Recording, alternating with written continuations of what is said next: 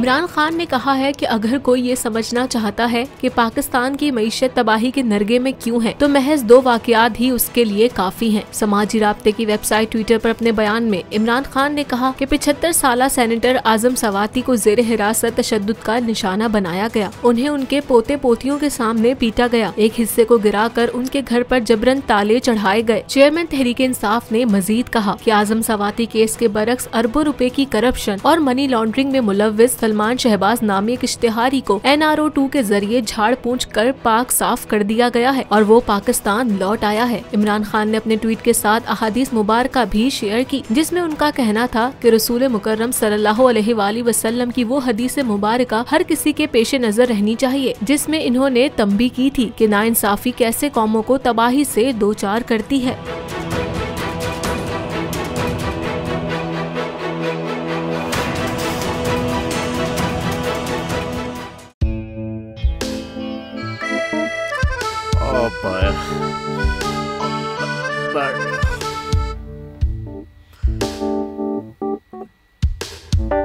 इंतशार से निकलने का वाहिद हल इंतखाबात हैं। हकीकी आज़ादी मार्च आज रवा। हाँ, आयत के मुताबिक अगर आप उसको ये रिपोर्ट दे दे तो मैं आपको अपनी 4 सीटें दे दूंगा। मौलाना हाँ साहब, वो जो रिमोट हमें दे दे और वो जो नीली पीली चैनल है वो लगाए। जाओ शबाज।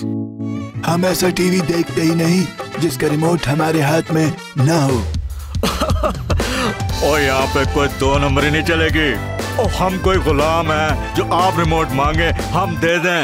Absolutely not. यहाँ पे सिर्फ पाकिस्तान का नंबर 1 चैनल चलेगा, बोल, जो हकीकी सहाफत की जंग लड़ रहा है। पाकिस्तान के लिए कोई और नहीं, सिर्फ बोल खड़ा है। आप सब भी बोल देखें।